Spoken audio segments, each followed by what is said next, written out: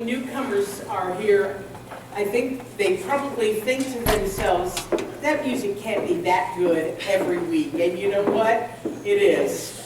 Am I right? Those of you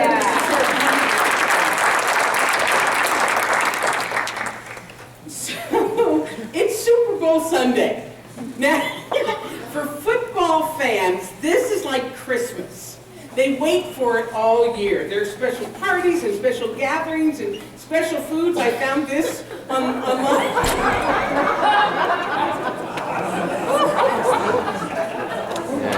Who wants to go to that party? I want to go to that party. It's more than a football game. It is an event.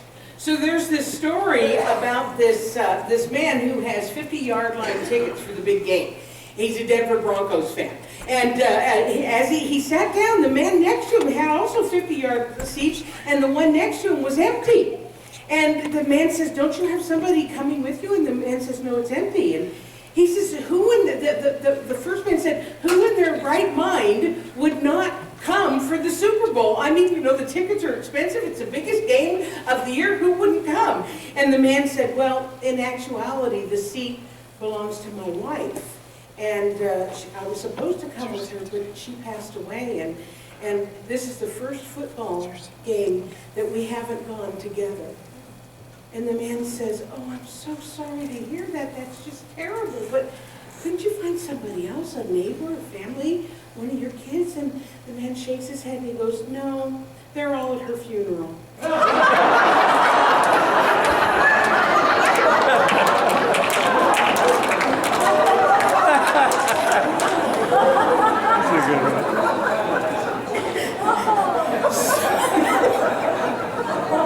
You want to look at the stadium again?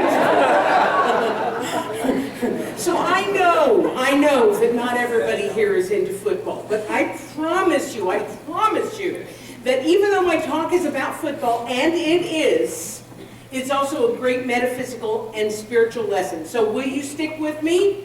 Yes, you will stick with me. Okay. So the object of football is to win.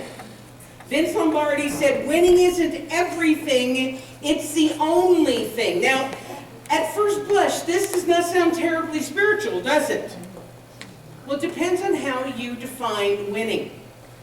If you define it only as beating your opponent, then no, it's not terribly spiritual. But look at some of the synonyms for the word win.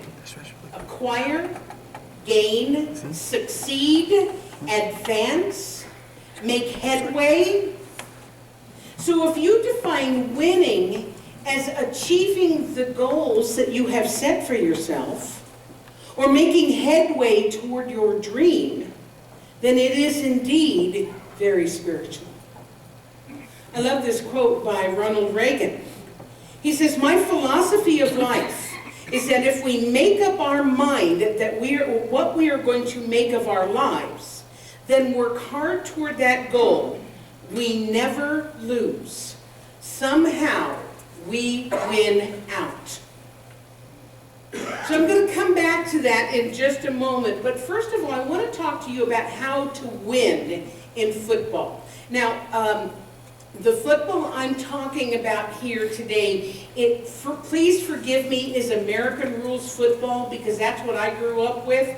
I know Canadian rules football, it's really, really similar, but it's a little bit different, so you'll bear with me on this, right? So here's the way to win. And I am a rare woman. I actually understand football, and I really, really like it. So I actually know what I'm talking about here. So there are several ways to score points in football. The biggest one, of course, is the touchdown, and that's worth 6 points. Then you've got the point after the touchdown, which is either 1 or 2 points, depending on whether it's kicked or whether it's thrown or run. Then you've got the field goal, which is worth only 3 points, but it has been known to win many, many, many games despite its small stature. And then you've got the safety, which is too complicated to go into here, but if there is a safety, and it doesn't happen very often, it's worth 2 points. Now, in life, we're also needing to score and accomplish goals, aren't we? And some of those goals are worth more to us than others. Some are small time, some are short-term goals, and some are really major accomplishments. But either way, and this is where the spiritual stuff comes in, part of being a spiritual being, having a human experience, is to work towards and to accomplish our goals and our dreams and our desires. Whether they be physical, mental, emotional, intellectual, financial, or spiritual. Our founder Ernest Holmes said, there is a divine urge within, ever pushing us forward to the goal of greater expression. Sit with that for a minute. There is a divine urge within, ever pushing us forward to the goal of greater expression. It is natural and normal to be wanting to move forward in life. And because that divine urge is expressing through us and as us, we honor it by setting and working towards and accomplishing our goals and our dreams and realizing our desires. If we ignore it, we are not honoring it. That divine urge yearns to be expressed, to be known, to know itself more. So how do we do this? How do we do this? Like in the game of football, sometimes we set a goal and we achieve it in one fell swoop, and sometimes we do it in increments. Sometimes we succeed the first time, and sometimes it takes several tries. Sometimes we have no obstacles, and sometimes it feels like there's a dozen giant men in padding hell-bent on keeping us from our goal. So, to better understand what I'm talking about, I'm going to do a little lesson on football. Is this okay? Are you guys liking this? Is it interesting? Yeah, pretty interesting? Okay, thanks. I like it. What can I say? So again, American rules football, right? There's a field that is 100 yards long, and it is made up of 10-yard increments. It looks a lot like this. And at the end of those, where it says touchdown, is the goal line, okay? It's called the end zone. And what each team is trying to do is to get that funny-shaped looking football over the goal line and into the other team's end zone, thus scoring points. And the other guys are going to do whatever they can do to keep that from happening.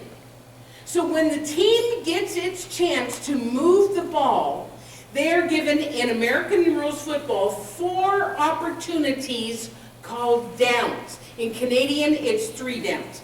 They're given 4 opportunities called downs to move the ball 10 yards.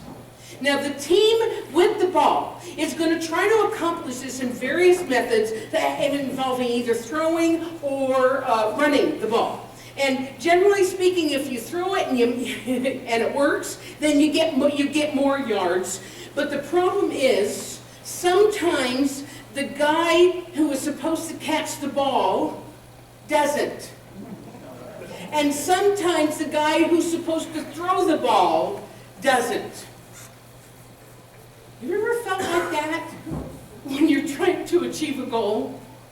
Have you ever had to rely on someone else who either wasn't as invested in the outcome as you were, or just simply made a mistake? Or have you ever been the person who made the mistake or the misjudgment? But chances are both are true. The good news is, as in football, in life, we usually get another chance. We usually get another down to fall back, to regroup, to make adjustments, and to try again. But for those of us who don't handle failure very well. That concept seems absolutely foreign to us. If we don't succeed the first time, forget it, right? Anybody else but me? I'm learning.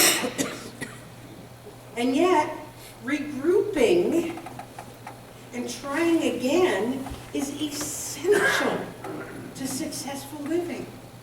Whether you're trying to score a touchdown, or get a job, or lose weight, or find your soulmate, or accomplish any goal. If we don't make it the first time, we need to go back to the huddle, figure out what happened, and then try again. Dale Carnegie said this: develop success from failures. Discouragement and failure are two of the surest steps to success. Discouragement and failure are two of the surest steps to success, but we don't learn that in school, do we? We learn that we've got to do it right, we've got to do it right the first time. That isn't how life works. For instance, the teams that are playing in today's big game did not win every single game in their season. The Carolina Panthers came close, but they lost a game. But either one of them. Let me just ask a question. Do we have Panthers fans here? Yeah? Cheer? Yay? Do we have Broncos fans here? Stampeders fans? I knew that. Eskimo fans? Whoa. Rock Riders. Are they the ones that wear the watermelons on their heads? Oh, yeah. Okay. I've lost my train of thought. Okay, I'm bringing it back. So both teams have experienced loss, but after the loss, they didn't just give up.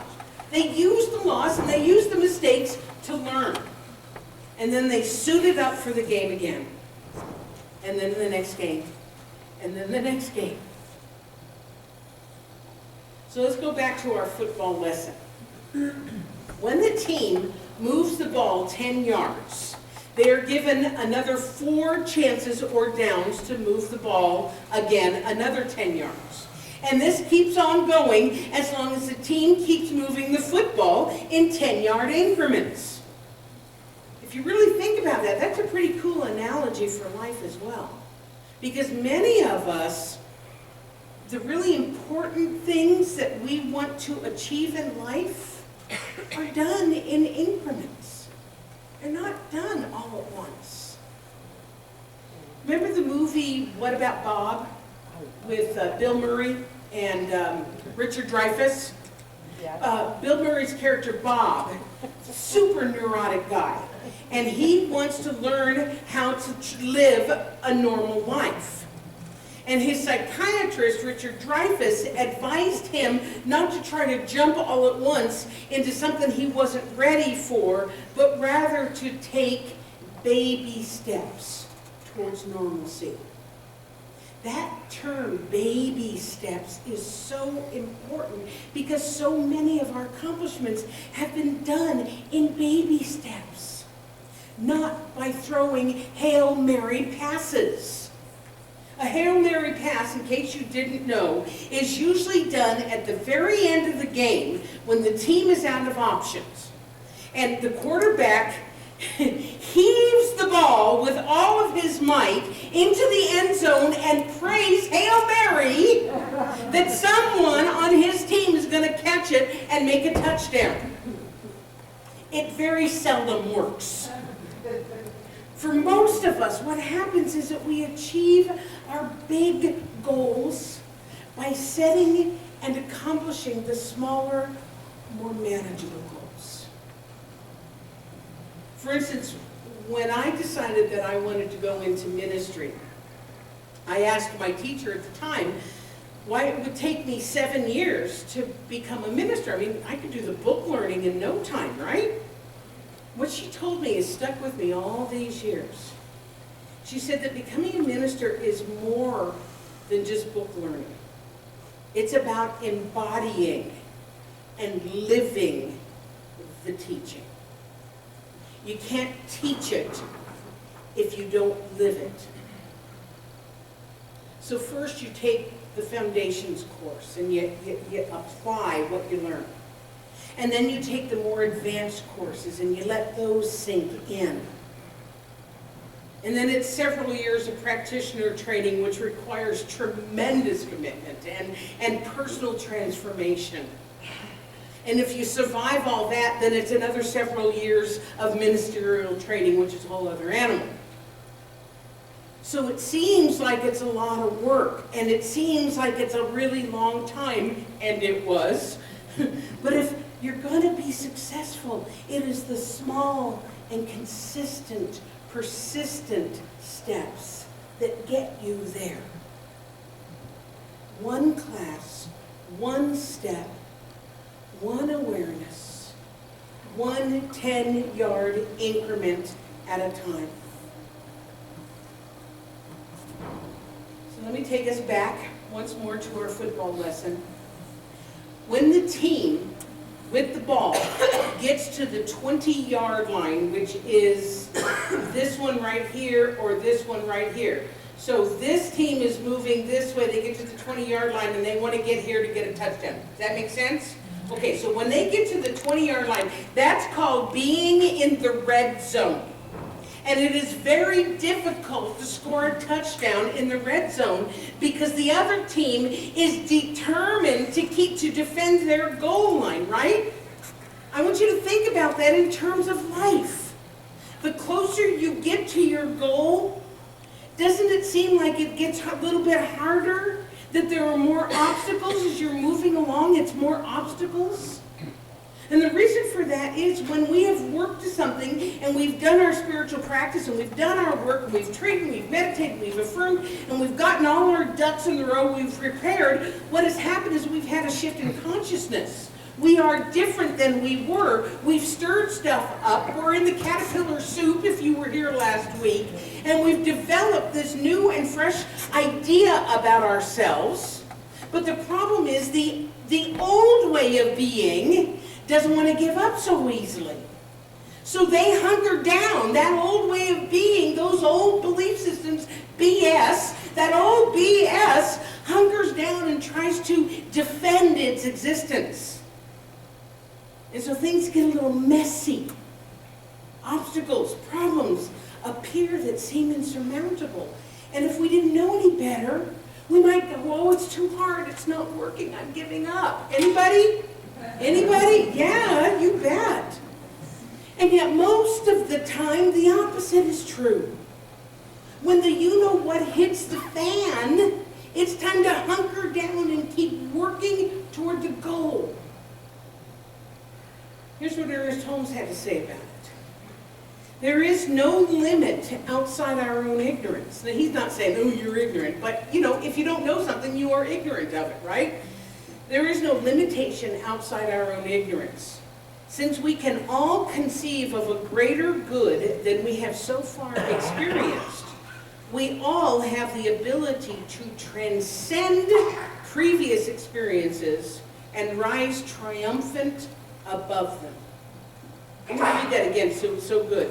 There's no limitation outside our own ignorance. Since we can all conceive of a greater good than what we have so far experienced, we all have the ability to transcend previous experiences and rise triumphant above them. So when things get in the way of our goals, we can transcend the obstacles by continuing to do our work and trusting the process.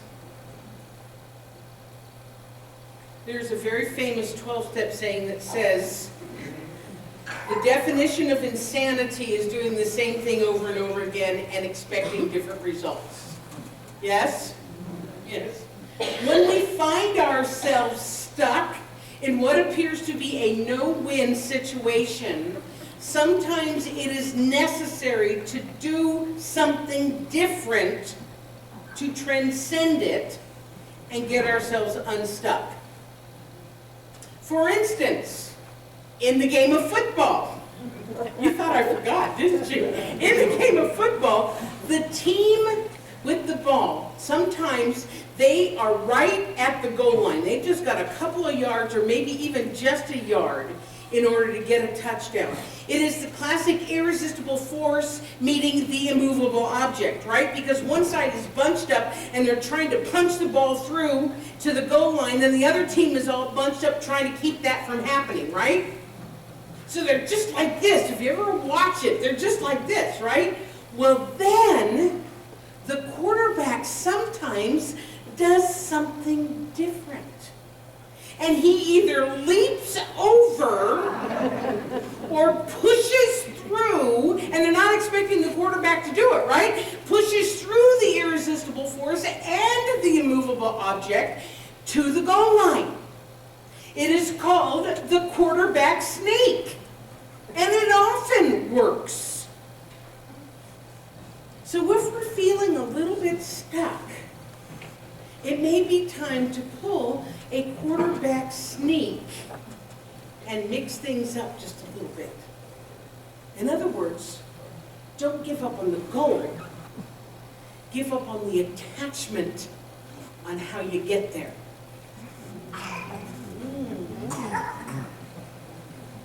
In the game of football, both teams have a lot of chances to score points.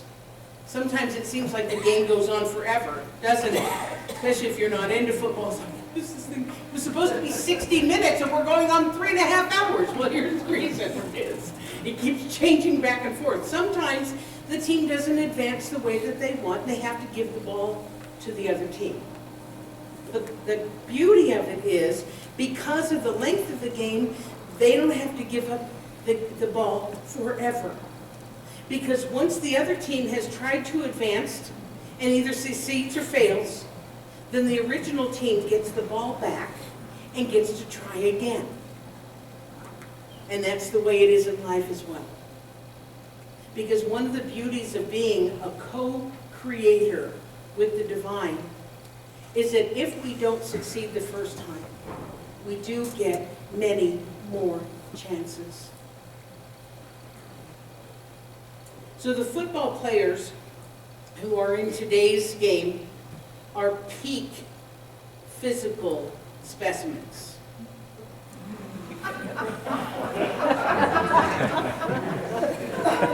They are strong, they are tough, and they are smart. You cannot play professional football unless you are smart, honest to God. They are smart and strong and tough. And they have worked every hour, every day, month after month, year after year, to get to where they are. They have failed and they have succeeded many, many times. So regardless of who is called champion today, go Broncos,